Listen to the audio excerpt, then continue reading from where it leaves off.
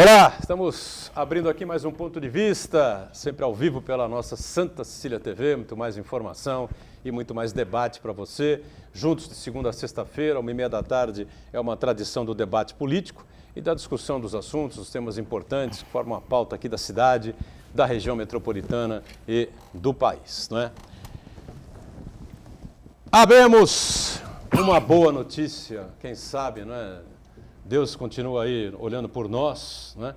E há pouco o governador de São Paulo, que a gente critica aqui diariamente, né? Que a gente tem aí sérias restrições ao governo que ele faz, né? Até várias vezes consideramos aqui que é um mau governo, né? Um governador ruim para o estado de São Paulo, um governador que não tem a mínima sensibilidade ao aumentar impostos, aumentar alíquotas de ICMS no meio de uma pandemia, né?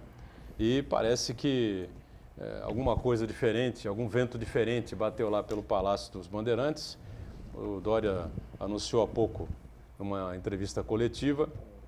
Todo mundo esperava pelo anúncio de lockdown, inclusive disseram que a Baixada Santista entraria em lockdown. Pode até ser que entre, mas não foi na coletiva de hoje ainda, não é? O governo anunciou um pacote de medidas econômicas, na verdade, para ajudar o Estado a passar por esse momento terrível, né? Que é o pior momento da Covid-19 aqui no país, né? A partir de abril, o Estado de São Paulo, o governo do Estado, vai reduzir o ICMS, Imposto sobre Circulação de Mercadorias e Serviços. Finalmente, não é? Eu acho que a sensibilidade bateu no Palácio dos Bandeirantes e bateu na Secretaria da Fazenda, né? Do secretário Henrique Meirelles, ex-presidente do Banco Central, ex-ministro da Fazenda, porque não havia mais condições, né, de a situação que nós estamos vivendo, as dificuldades que estamos enfrentando. Empresariado aí vendendo o almoço para poder jantar, né? O comerciante, então, nem se fala.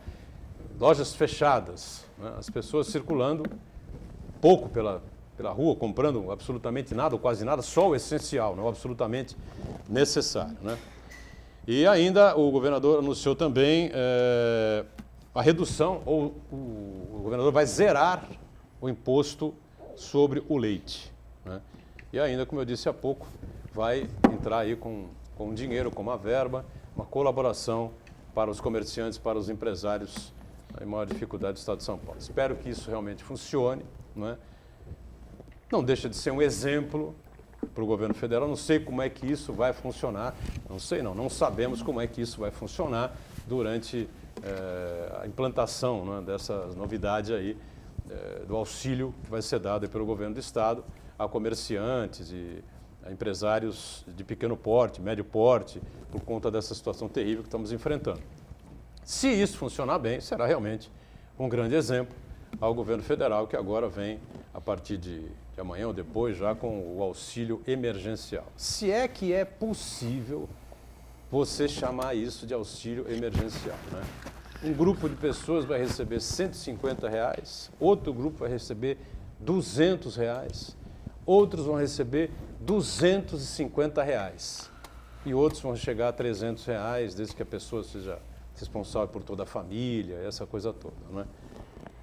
Não é por dia. Não é por dia. Por semana? Não é por semana. Não é quinzenal esse auxílio que eu estou falando aqui, que o governo federal vai dar. É por mês. Por mês. O senhor Paulo Guedes, o ministro Paulo Guedes, ele tem a coragem, né, de transferir para uma conta de uma pessoa via Caixa Econômica Federal R$150, 3 notas de 50. Se você preferir, uma nota de 100 e outra de 50. É inacreditável que haja... Você tem a coragem de anunciar isso publicamente. Pior do que anunciar isso publicamente é fazer isso, né? Alguém vai dizer, pô, mas é melhor do que nada. Eu concordo, né? Esta caneca, né, é melhor do que você não ter nada em casa, principalmente se ela estiver cheia de água, como está a nossa aqui do ponto de vista.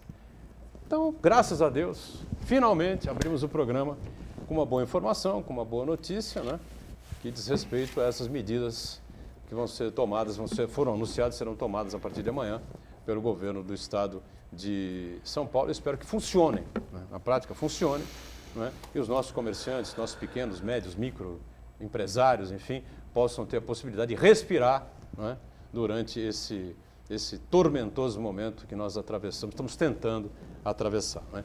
De segunda a sexta, 8 da noite, a reprise do Ponto de Vista, sempre aqui pela Santa Cecília TV, para você poder acompanhar também o que foi discutido, o que foi debatido aqui no programa, que hoje, mais uma vez, conta com o nosso Aldo Santos Pinto, Aldo que é advogado, é o gerente jurídico da Santa Casa da Misericórdia, né? O maior, mais importante hospital do nosso litoral paulista. Prazer revê-lo, Aldo. Muito obrigado, Portugal, pelo convite. Prazer é todo meu, um momento difícil que atravessamos, mas achei muito importante aceitar o convite para que a gente possa, de alguma forma, ajudar a esse programa, que é um formador de opinião na região, líder da região em termos de formação de opinião. E eu espero, de alguma forma, não só aprender, como contribuir para o programa de hoje. Com certeza. Obrigado, Aldo, mais uma vez por estar conosco. Altair de Marco, companheiro radialista, né? Especialista na questão política, né? Bem rodado, experiente, né? Tem sempre uma opinião importante, sempre atento às coisas da cidade, da região e do país. Também prazer revê-lo, Altair. Prazer muito grande, o Edgar, estar aqui ao teu lado.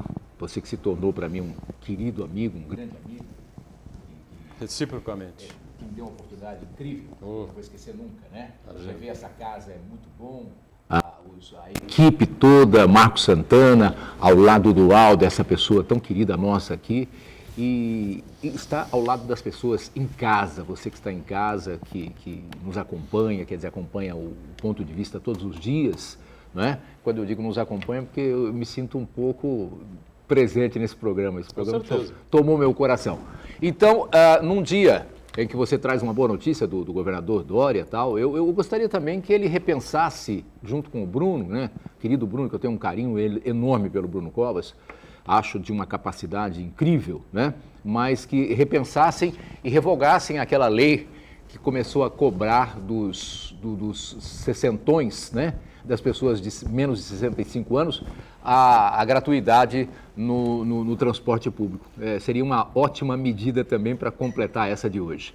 Prazer estar aqui. Obrigado, Altair, por estar conosco, né? Altair, que é do nosso time aqui de comentaristas do Ponto de Vista. E uma outra informação importante também, né? Foi divulgado pelo governador, outra boa notícia, a antecipação da vacinação para pessoas de 72 a 74 anos, né? A partir de segunda-feira, dia 22. E né? nós? E depois, vai demorar um pouquinho? Vamos demorar um pouco ainda, né?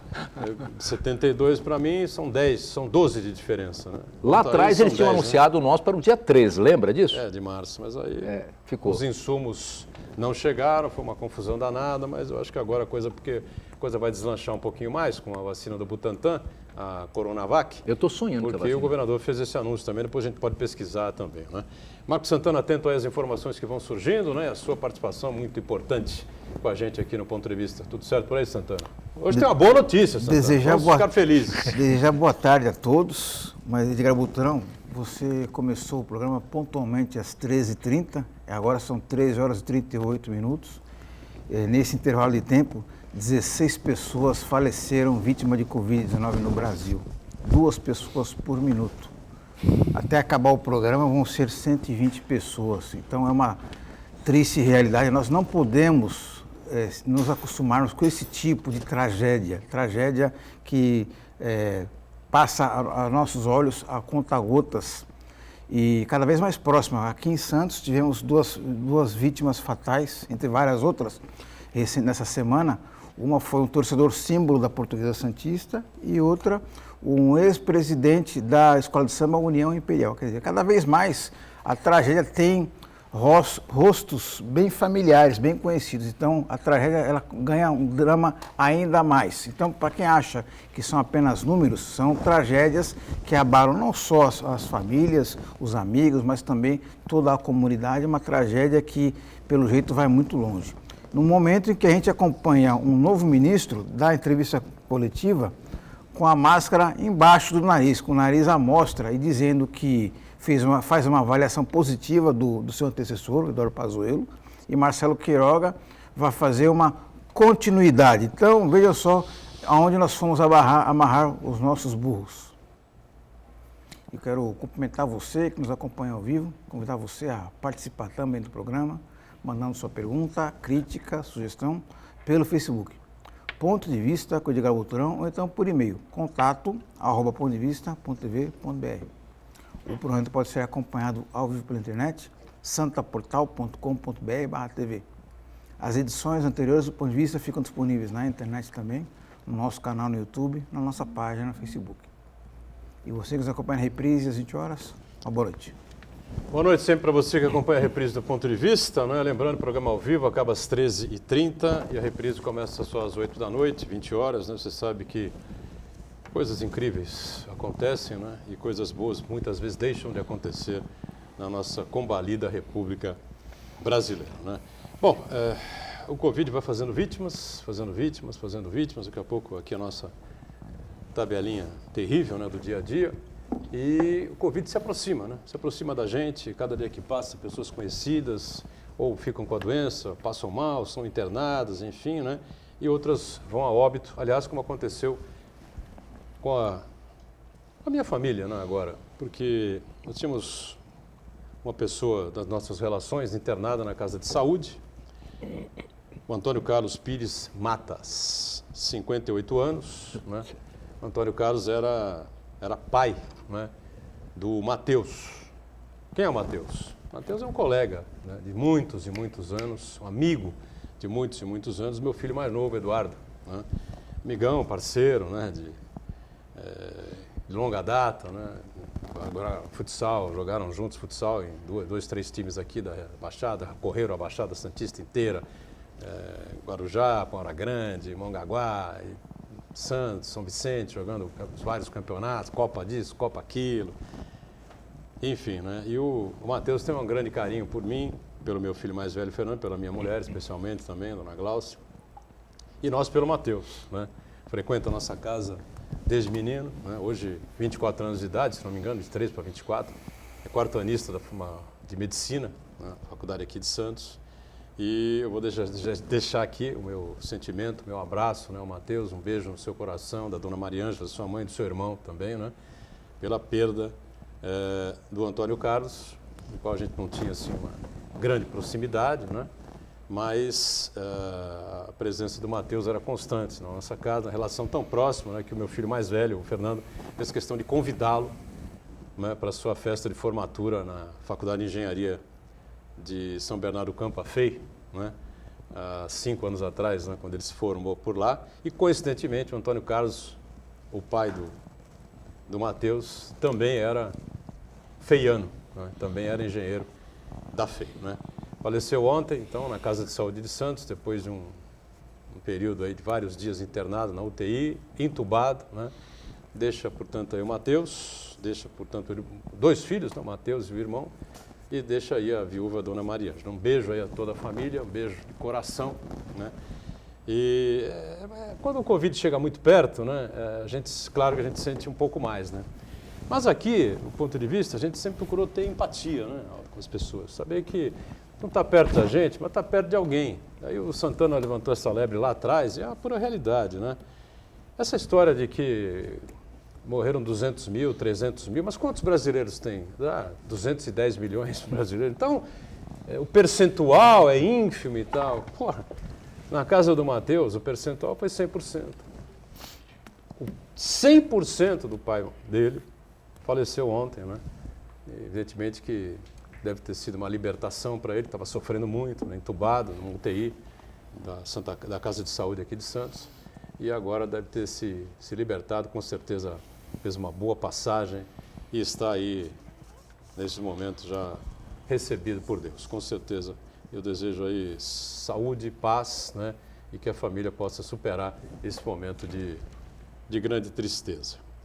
37.250 pessoas testaram positivo em Santos, 1.147 óbitos aqui na cidade, 107.638 pessoas com Covid na Baixada Santista, 3.454 falecimentos. A todos, a gente deixa aqui, todos que perderam amigos, parentes, enfim, né, os sentimentos de todo o nosso time. 12,6% de vacinas já aplicadas em Santos, 6,8% aplicadas na Baixada Santista, que é um número muito maior do que aconteceu aí pelo Brasil afora.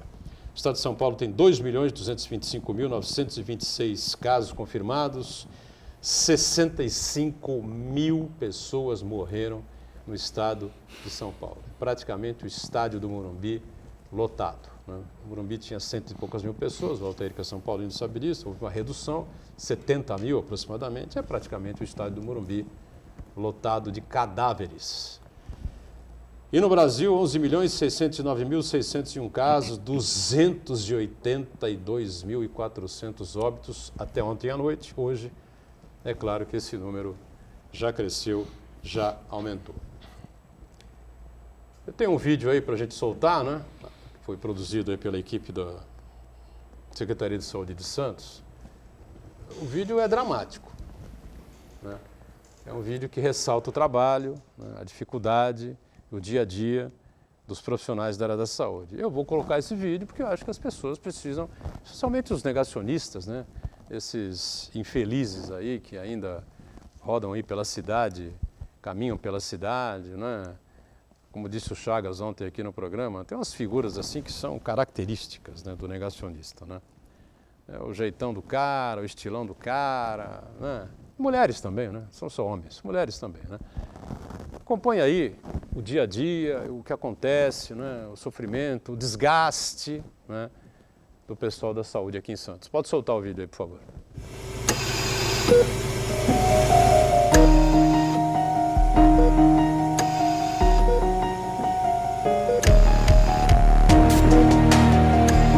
Estamos vivendo um momento muito difícil. Eu já recusei mais de 40 solicitações de vagas. Nossos hospitais estão à beira do colapso. Este é um cenário de guerra. Você precisa ter que entubar um paciente dentro de uma UTI. Nós vivemos um momento da pior crise sanitária que esse país já passou. Tá surreal o que está acontecendo. Em 7 anos de profissão, tá muito triste, muito triste. Pessoas que até o momento ainda não tomaram uma postura de cidadão. O colapso já é uma realidade. Nós temos um número limitado de profissionais capacitados para atendimento. É simplesmente o colapso do sistema. Porque ninguém aguenta tanto tempo sobre forte demanda emocional, de estresse, estão dentro do hospital se arriscando, com medo de contaminar pessoas, de serem contaminados, afastados de suas famílias. A gente deixa os nossos familiares em casa e eles olham para ti e falam: tia, tu vai voltar quando? É muito triste não saber se tu vai voltar ou se você vai levar essa doença para dentro de casa. A gente sempre fala, né, que a tia sempre volta. E infelizmente a gente não pode muitas das vezes falar isso com o filho de um paciente. Porque a gente hoje faz, entuba, promete e de fato a gente não sabe o que vai ser daqui a 2 horas. Falar com a família é a pior hora do dia, porque tudo aquilo que foi feito nas últimas 24 horas a gente tem que passar de uma forma clara. Ele estava totalmente consciente, ele precisou da intubação agora à tarde e ele mesmo pediu. E muitas vezes não tem sido notícias boas, tem sido notícias muito ruins. Seu pai foi entubado, seu filho está fazendo diálise. Fique em casa, é muito mais confortável do que depender de um leito de hospital. É muito mais confortável usar uma máscara do que usar um tubo na garganta.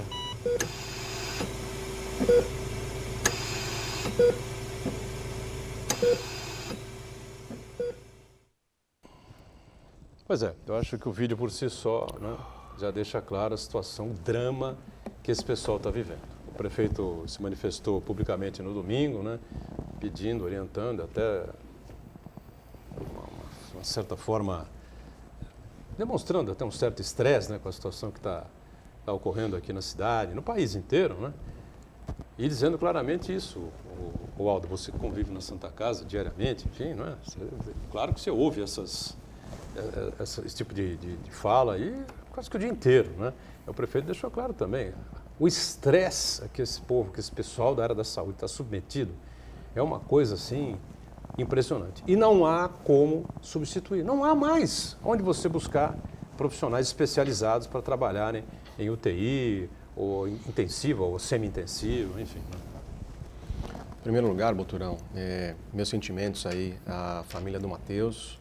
Muito obrigado. Eu reitero as suas palavras, para que a família encontre forças para passar esses momentos que certamente são dificílimos, né?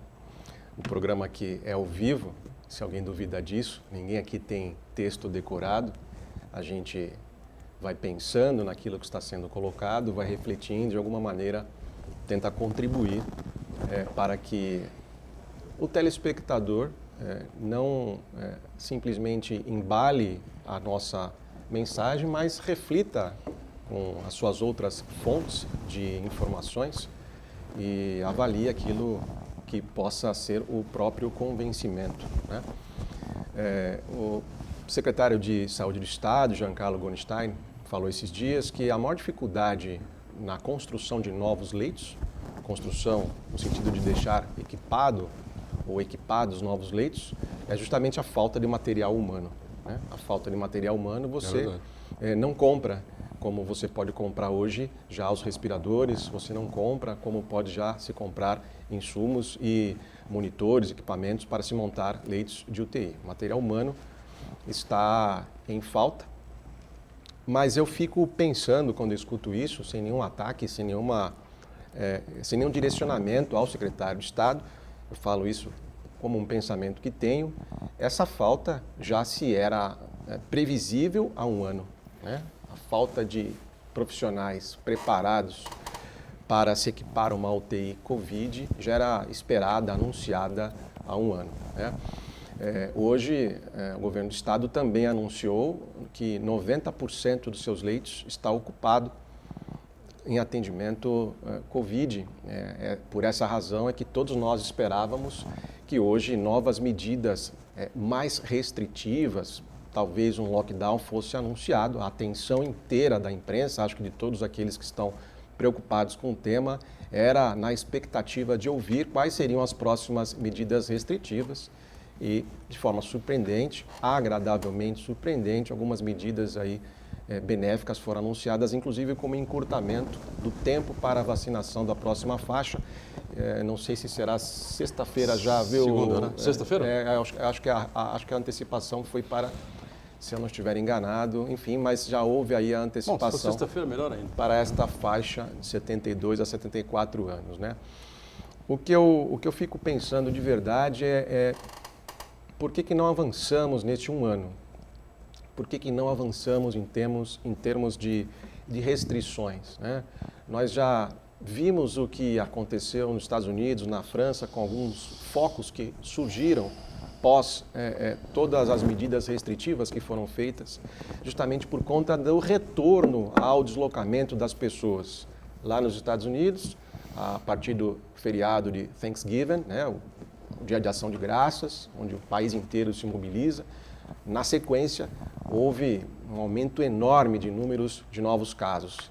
Nós aqui já sabíamos que após o Réveillon e principalmente após o Carnaval, nós teríamos isso se não houvesse um controle.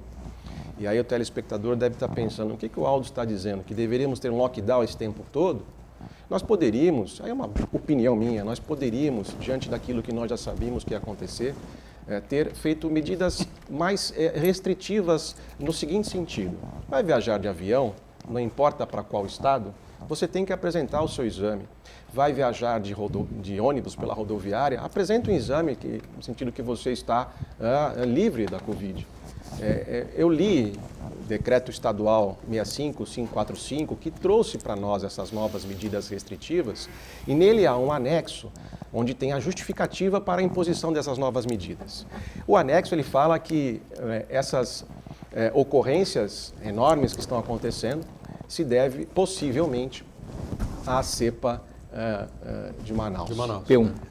Eu leio aquilo, eu entendo, mas a cepa não veio sozinha. Ela veio transportada por seres humanos. E aí, olhando o ser humano, e nesse um ano, se me permita falar nesse um ano, rapidamente, nós vimos discussões de educadores e pais de escola sobre mensalidades, sobre o modo de contratado, o modo entregue. Vimos discussões de locação, gente que realmente não tinha como pagar a sua locação, porque o seu emprego estava com diversas restrições, mas nós também vimos empresários até de multinacionais, tentando forçar o locador a reduzir a locação sem qualquer justificativa, a não ser a especulação do momento. Nós vimos diversas situações que aí eu fico me perguntando se a cepa de Manaus é pária para a cepa humana do oportunismo, seja na questão comercial, seja na questão política. É isso que eu fico refletindo nesse momento, meu amigo Boturão, meu amigo Santana, Altair e Marco. Olha, essa é uma boa pergunta, viu? Vamos fazer um rápido intervalo, estourei o bloco aqui, né?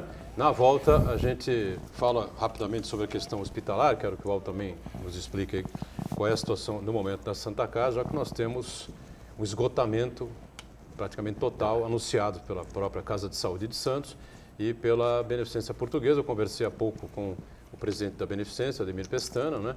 Daqui a pouco a gente fala sobre isso, já já. Muito bem, estamos de volta à sequência do Ponto de Vista, né? Aqui com o nosso Aldo Santos Pinto, o Aldo, gerente jurídico da Santa Casa, o nosso Altair de Marco também com a gente, né? E o Marco Santana acompanhando sempre a sua participação e as informações que vão chegando por aqui. Bom, o colapso na saúde, não adianta nem a gente querer tapar o sol com a peneira, porque ele é real, anunciado oficialmente, né? Pelo Hospital Casa de Saúde aqui de Santos, que é um bom hospital, né? Mas muito bem equipado, aliás, o Altair de Marco pode falar sobre isso melhor do que nós, né? A esposa do Altair esteve internada lá com Covid, na UTI, uma situação grave, saiu de lá com vida, graças a Deus, está com saúde, né? O Altair também teve o vírus, mas uma situação bem mais tranquila, né? E a Beneficência Portuguesa. Eu conversei aí com o Ademir Pestana, agora pela manhã, pouco antes de vir para o programa, Altair, e o Ademir explicava a questão dos respiradores, né? Realmente, ontem não tinha mais, né? Precisasse de um respirador, não tinha a Beneficência. Ontem ainda ele recebeu mais 2, né? Mais 2. Ou seja, você pode deixar, salvar 2 vidas, né? E até sexta-feira vai receber mais 4. Mas é o que ele disse, estou completamente no limite, não há mais o que eu possa fazer. E o problema que ele me explicou é o que a gente vem falando aqui, né, Aldo? Muito tempo, e os especialistas vêm dizendo. Quando você entra com uma pessoa na UTI, no respirador, você não sabe se vai durar 24 horas, 48 horas ou 15 dias. O Ademir me disse um caso, um internado na Beneficência, por 60 dias. 60 dias de UTI. 2 meses na UTI da Beneficência Portuguesa, usando o respirador, né? Agora, em relação à Casa de Saúde, sua esposa foi muito bem atendida, mas ainda é um hospital de um tamanho modesto, né? Não tem um porte da Beneficência, muito menos da Santa Casa da Misericórdia, né? Edgar, eu queria começar aqui esse comentário, também rendendo minhas homenagens ao Mateus, ao irmão e à mãe dele, pela perda desse jovem, né, de 58 anos, que perdeu a vida pelo Covid. E dizer que na casa dele não é um número, é uma tragédia enorme só na casa daquele que perde um único, é tamanho imensurável. Então, e nós fizemos um comentário, alguém fez um comentário aqui no intervalo, né? E disse o seguinte: nós estamos preocupados com o Covid, com a vacina, mas às vezes não nos preocupamos com aglomeração. Muita gente procurando passagem aérea, né? Mas passagem aérea para ir para Fernando de Noronha, para ir para Bahia, para ir para Rio de Janeiro, para ir para Curitiba, ou então para a festa de aniversário. Você sabe como é que eu e a Marisa nós pegamos o Covid? Nós sabemos. Eu tomei todos os cuidados, vinha fazer o programa aqui na época, fiz o programa, foram meses aqui trabalhando no rádio e não peguei, porque eu tinha os cuidados. E um dia nós fomos uma festinha de aniversário e lá era um ambiente fechado, com ar-condicionado, mas com poucas pessoas e nos contaminamos. Essa bobeira. Então, se nós todos não nos conscientizarmos de que nós temos que parar isso, vai morrer muito mais. Nós vamos passar da casa dos 300 e dos 500 e do 500 mil. Poderemos ter mais vítimas que os Estados Unidos. E isso é importante que cada um tome com consciência.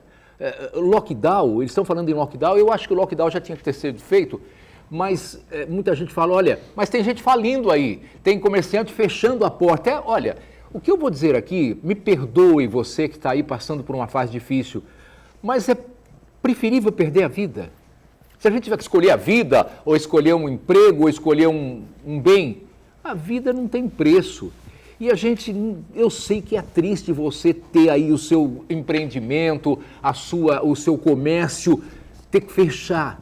Mas nós estamos, não é o Brasil, é o mundo sofrendo isso. Agora, é claro que no Brasil nós erramos muito mais, né, Boturão? Nós erramos muito mais e veio de cima para baixo. Se lá em cima tivesse tomado esses cuidados, falar da máscara, falar que não podia sair, eu acho que não. Pode sair, tem que trabalhar, e aí virou o que virou. Eu realmente estou muito, mas muito preocupado. Quando eu fiquei ontem, tive a notícia de que os hospitais particulares compraram do poder público 30 vagas em São Paulo, eu decretei falência. Inimaginável. Inimaginável. Falar o que além disso? Eu acho que o Aldo pode dar mais subsídios, mas eu acho que nós vamos chegar aqui na Baixada, e olha que nós estamos numa situação privilegiada, o prefeito aqui, o Paulo, né, no ano passado, e agora o Rogério, tocaram muito bem, né, a política de Santos quanto ao Covid, mas é o Brasil inteiro e todo mundo vem para cá de final de semana, vem para praia, vem para Guarujá, vem para Praia Grande, vem para Santos. O estado de São Paulo, no final de semana, fala, não pode sair, vamos fazer o seguinte, o paulistano desce, acha que isso aqui é quintal e vem para cá no final de semana. Então, como é que nós vamos fazer? Nós não vamos ter mais um leito sequer em muito pouco tempo, infelizmente. Olha aqui, eu falei há pouco do meu filho, o Fernando, me passou uma mensagem agora aqui, do Matheus, me devolvendo aqui a homenagem que eu fiz aqui, eu dei uma travada aqui agora. A gente perde até o sentido, né? Perde um pouco o rumo aqui. Não perde? Então, deixa eu gostaria de fazer uma observação aqui. Eu entendo perfeitamente o ponto de vista do Aldo Santos Pinto, que ele é uma pessoa que é muito simpática ao presidente Jair Bolsonaro, mas eu acho que a gente não pode deixar de analisar os fatos, a realidade que nos debruça. Aldo, eu acho muito injusto quando você critica o que você acha que é uma demora na ação do governo do Estado e dos prefeitos de tomar uma atitude para prover mais leitos e contratar mais funcionários, mais profissionais na linha de frente do Covid-19. O ano passado nós tínhamos um total de 1.000 pessoas, hoje nós temos quase 3.000 pessoas por dia. Então, quer dizer, superou completamente qualquer tipo de expectativa, qualquer tipo de planejamento de autoridade de saúde. Quando essas críticas, Aldo, acabam se dirigindo aos profissionais, não ao governante de plantão, o prefeito de plantão, o governador de plantão, mas sim aos profissionais de saúde que dedicaram anos, décadas de estudo, de dedicação à atividade profissional. Então, você dizer que eles não previram isso daí, eu acho que é uma injustiça com esses profissionais. Nesse intervalo de tempo aí de 8 meses, 1 ano, nós acompanhamos, nós testemunhamos o presidente Jair Bolsonaro desacreditando vacina, promovendo aglomerações. Você falou das férias, né, que as pessoas estão indo para Fernando de Noronha. Jair Bolsonaro não foi para Fernando de Noronha, mas veio aqui para Guarujá e veio andar de jet ski em Praia Grande. E o que ele fez? Promoveu aglomerações, chamou a população de marica, falou que era mimimi, desqualificou as medidas de isolamento social. Recentemente, ele foi sabatinar uma candidata à ministra da Saúde, que ela declinou do convite. Doutora Ludmila.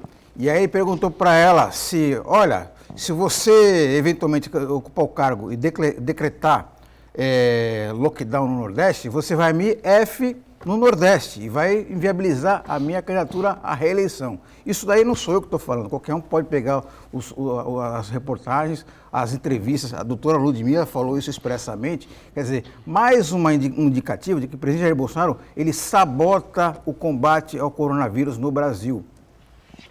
Eu não sei qual é o objetivo final do Bolsonaro, eu sei que ele desagradou profundamente as principais lideranças do chamado Centrão. O presidente da Câmara, Arthur Lira, que cacifou a indicação da doutora Ludmila, não disse uma palavra, não publicou uma palavra, não se manifestou por um segundo qualquer em relação ao novo ministro. E ontem tivemos a declaração do vice-presidente, deputado Santana, pode pegar aí, o vice-presidente da Casa, vice-presidente da Câmara, né, que é do PL, é um deputado federal do PL, que disse o seguinte, que o Brasil não tem mais tempo, não aguenta mais dar tempo para um novo ministro aprender como é que se combate o coronavírus. O que ele quis dizer com isso? Presidente, nós entregamos para você uma especialista pronta, né? Tudo o que se devia fazer. Você não quis. Esse cara, nós não vamos engolir.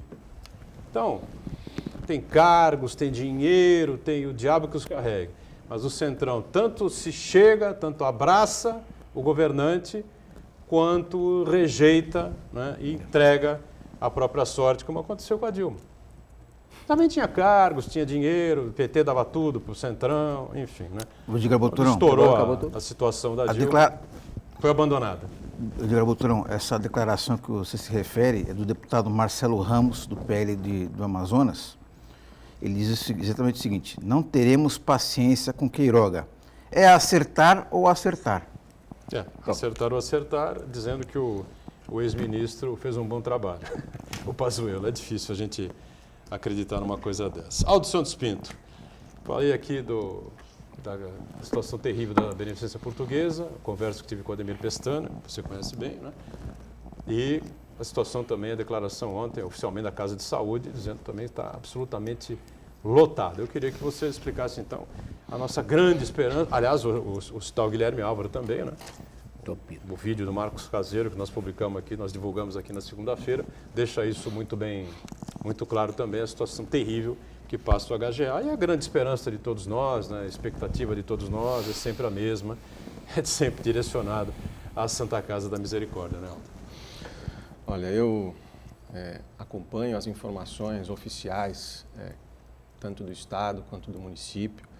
Nós sabemos aqui de todos os esforços que os 3 hospitais estão fazendo, mas existe um ponto, seja por conta das limitações estruturais, que não consegue realmente dar vazão a todos os casos, a todas as necessidades que são colocadas. A gente sabe, sim, do esforço de todos os profissionais de saúde, não só desses 3 hospitais que acabaram declarando que não tem mais vagas disponíveis, mas como de todos aqueles que saem diariamente, como os 2 exemplos que foram passados no vídeo aqui da Prefeitura Municipal, e os médicos e os enfermeiros saem com esse propósito, salvar vidas. Nós sabemos de todos esses esforços. E nós temos, sim, a felicidade de ter a Santa Casa da Misericórdia na região, porque ela tem aproximadamente 800 leitos, dos quais aproximadamente 100 são de UTI.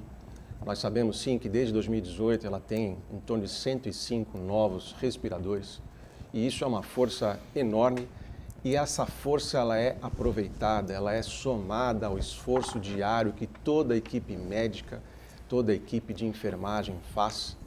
E de forma transparente a Santa Casa há 1 ano vem divulgando a ocupação dos seus leitos Covid, UTI e enfermaria, né?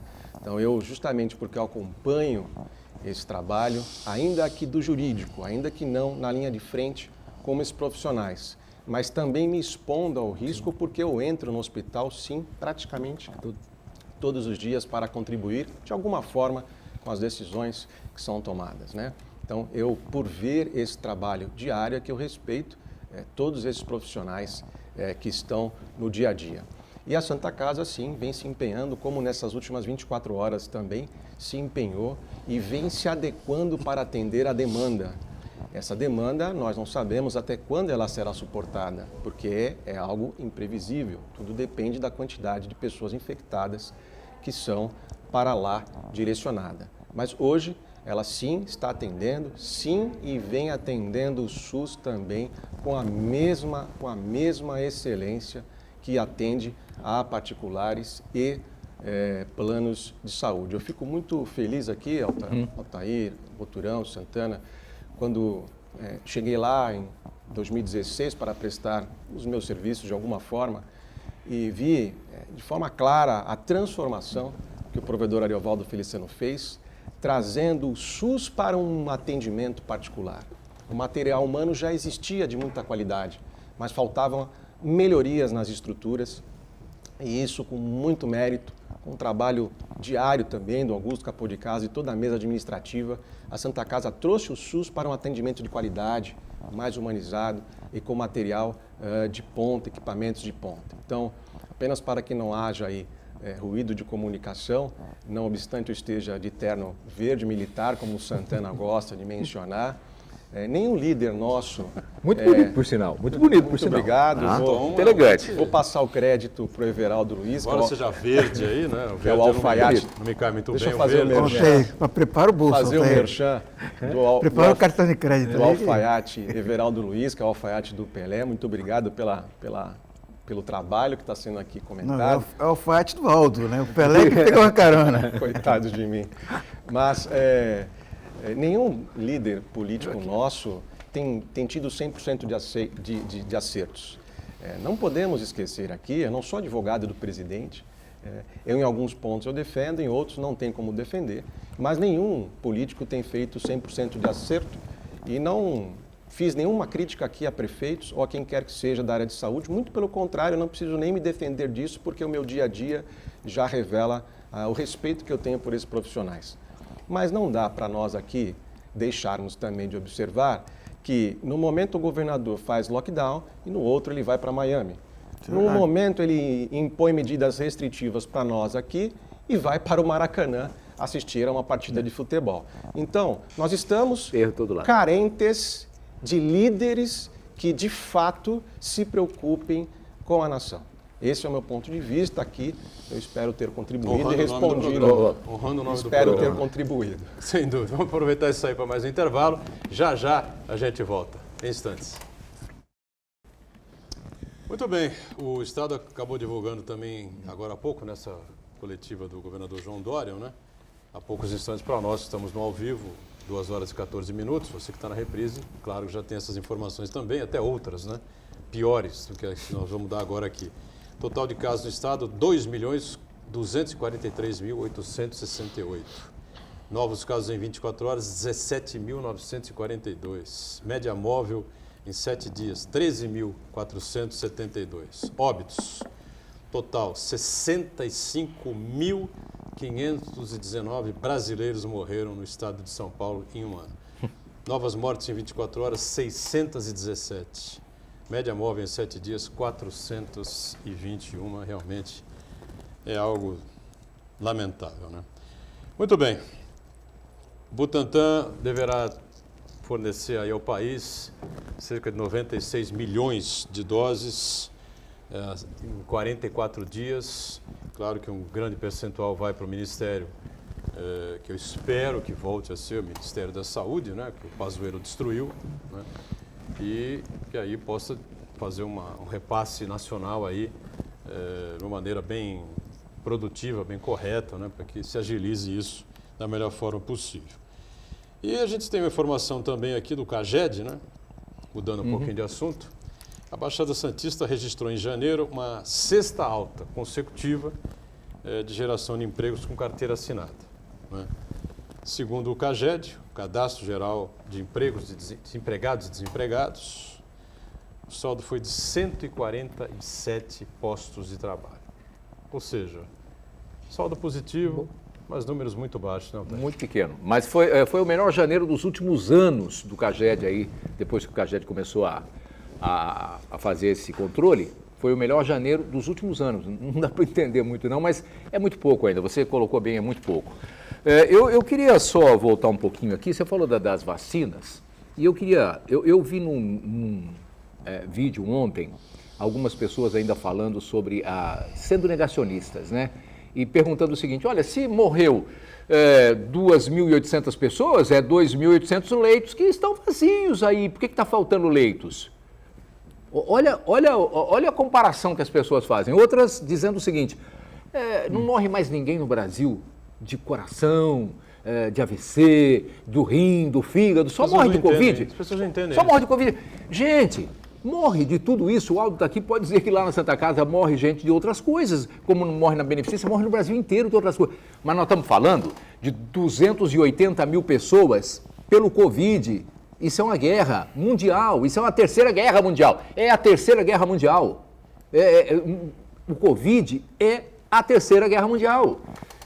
Nós não poderíamos ter perdido 280 mil vidas para o Covid. Parem de fazer esse tipo de comparação absurda que estão fazendo aí. O negacionismo, olha, eu ouvi de alguns especialistas, eu não sou, né? Eu sou uma pessoa que fico escutando os especialistas para tentar aprender um pouco, para deixar de ser menos tonto, né? Além das pessoas continuarem morrendo de outras doenças, vai haver também, os especialistas dizem isso aí, um aumento de mortes nessas doenças crônicas, por exemplo, diabetes, hipertensão. Sim. Por quê? Porque muitas pessoas, deixam com medo da Covid-19, não vai se tratar. Interromperam o tratamento, prejudicaram, deixaram de fazer exame, deixaram de fazer retorno aos médicos. E qual que é a consequência direta disso daí? Lá para frente, a doença vai se agravar e a tendência de aumentar o número de óbitos vai ser muito maior. Além da psicológica, né? Exatamente. Além da psicológica. Então, só para encerrar aqui, dizer o seguinte, os especialistas disseram o seguinte, só tem 2 jeitos agora de acabar com isso. O lockdown e a vacina. Não tem outro jeito. O que disse a doutora não tem outro jeito. Ao presidente da República. Pronto, só tem isso aí. Então, vamos torcer essas vacinas que vem aí, que você colocou agora, do Butantan, que vem acho que só não fez com a Moderna até agora, né? Da Janssen, segundo o Pazuello, está tudo assinado. Pfizer também? Pfizer, tudo isso aí. Que vem. Pfizer é para agosto. Mas que venham todas essas vacinas. Espero que não seja agosto de Deus. Agosto de Deus. Mais de 500 mil. Graças a Deus, mas que venham logo, porque não tem outra maneira de se salvar. É o que eu escuto dos especialistas e eu acredito na ciência. Olha aqui, Datafolha publicou uma pesquisa, né? E a rejeição da gestão do presidente Bolsonaro ao Covid, né? A rejeição vai à casa de 54%. Né? A reprovação geral do presidente também subiu para 44% em 2 meses.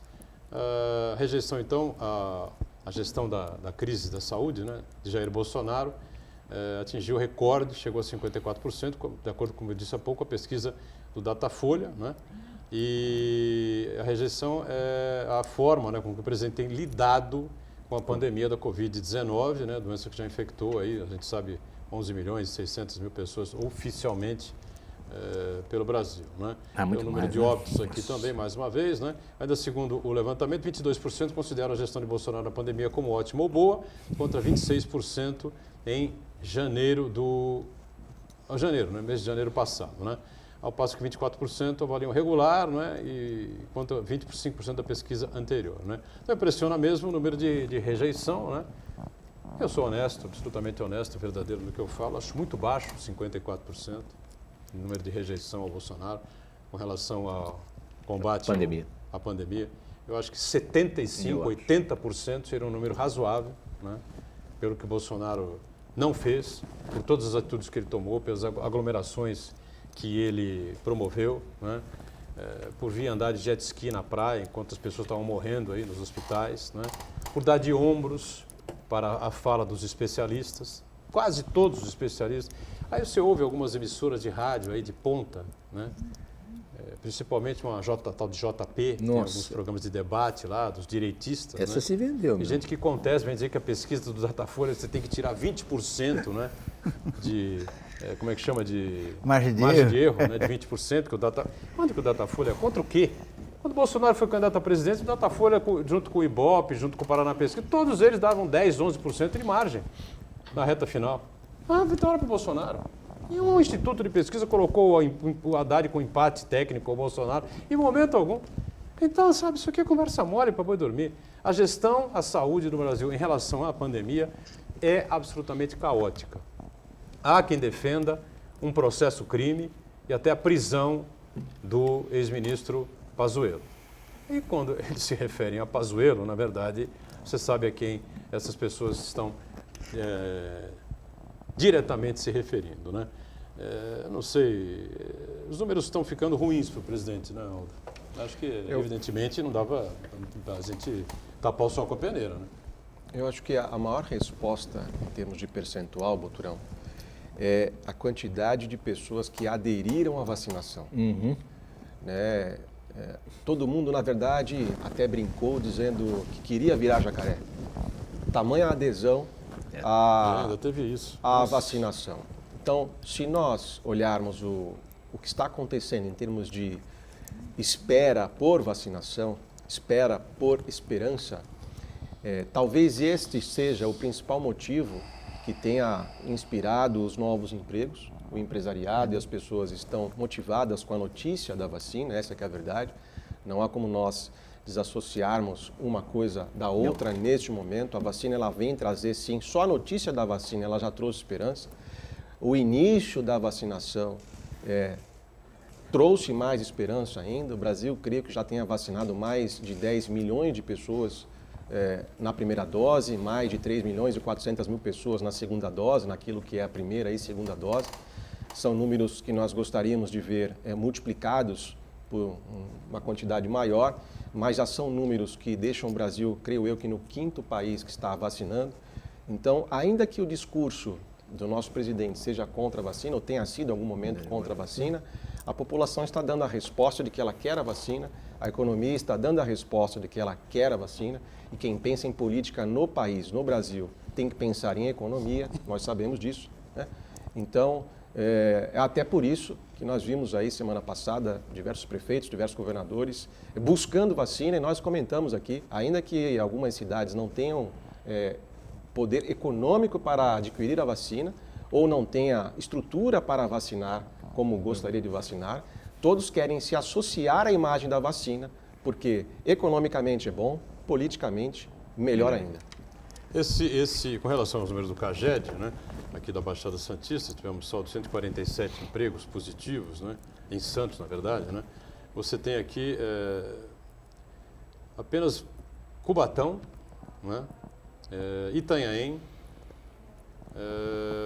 Santos e essas 3 cidades ficaram positivas, né, entre o resto contratações e demissões com carteira assinada. Todas as outras acabaram ficando negativas, né? Isso é que eu não estou esquecendo de alguma aqui, né? Cubatão falei e Mongaguá, né? Mongaguá falei também. Mongaguá, Santos, Cubatão, Mongaguá e Itanhaém ficaram no positivo. As outras 5 cidades da Baixada ficaram aí com o saldo negativo. O problema é que são números muito baixos. Pequenos, assim, né? Muito pequenos ainda, né? Muito tímidos, muito tímidos. De emprego ainda é muito pequeno. E agora, se a gente sofrer um lockdown, eu espero que não haja necessidade para isso aqui na Baixada Santista, né? Para acontecer isso aqui.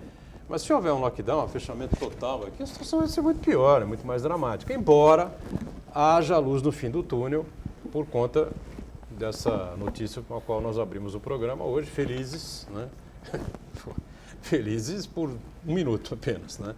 Porque o Dória toma outra postura, resolve ajudar, né? E colaborar com essas pessoas que têm maior dificuldade no estado de São Paulo. Ele anunciar a vacinação e a redução, zerou o imposto do leite e a redução do ICMS para a carne, né? Porque estava realmente um absurdo. O cara quer fazer um churrasco em casa, quer levar acabou. uma carne churrasco acabou, não tem. Como é que vai fazer? Não é um quilinho de carne. Preços no supermercado? Um quilinho de carne. E a feira? É 41, um quilo de carne mais simples. Tá louco. Agora, deixa eu só contar aqui uma fofoca, e é legal essa aqui para amaciar um pouco o programa, que tá brava a coisa. Dizem que a mosca azul mordeu o Pazuello. Diz que quer ser candidato. O Bolsonaro queimou o pé com ele, trocou de vez, porque ele falou que quer ser candidato a governador ou a senador pelo estado do Amazonas, onde os caras morreram por falta de ar. Você imagina um negócio desse? Não parece assim que a gente está vivendo num mundo de faz de conta, de louco? Não parece isso. O rabo tá abanando o cachorro. Não é, cara? Brasil, não é isso, não? Edgar, Altair, Aldo, uma pequena reflexão sobre esses números do CAGED. Logicamente, todos nós torcemos para que as pessoas tenham emprego, tenham renda, tenham trabalho.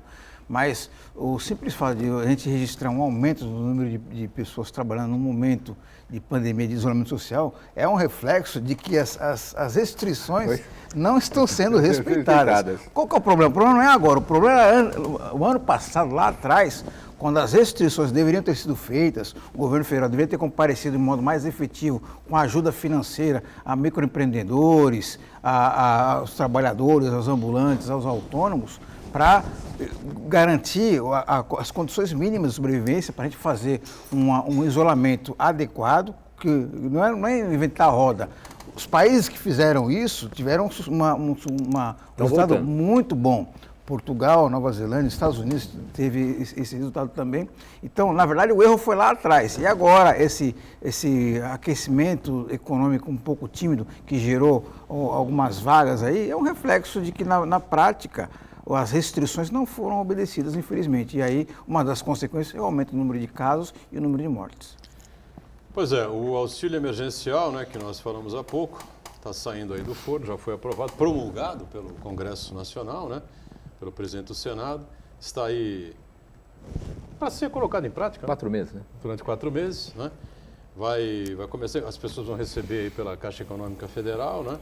Eu tentei aqui as orientações, né, que o governo dá, que a Caixa dá, enfim, né? Agora, vamos ver, né, como é que vai ser o auxílio do governo do Estado, porque se for auxílio maior, superior ao do governo federal, vai ficar chato, né, Walter?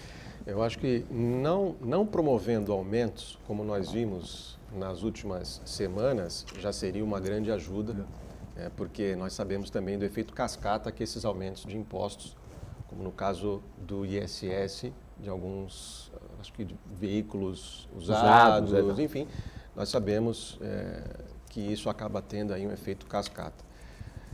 Tomara que a gente tenha aí algum efeito político, não sei se a notícia Lula tenha interferido nessa... Com certeza, né? Não tem nessas, dúvida. Efeito Lula?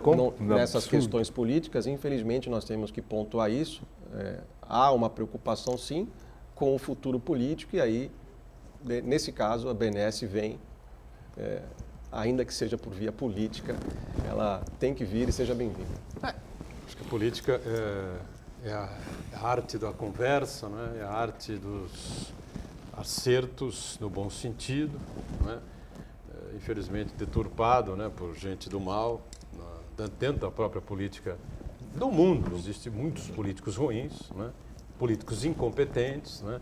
E no Brasil, infelizmente, é uma safra aí que se apoderou aí da República, né, para fazer coisas ruins, né?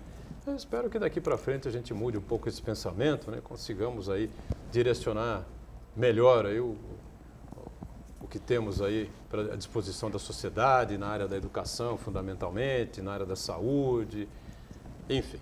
Aldo Santos Pinto, obrigado e até a semana. Valeu. Obrigado.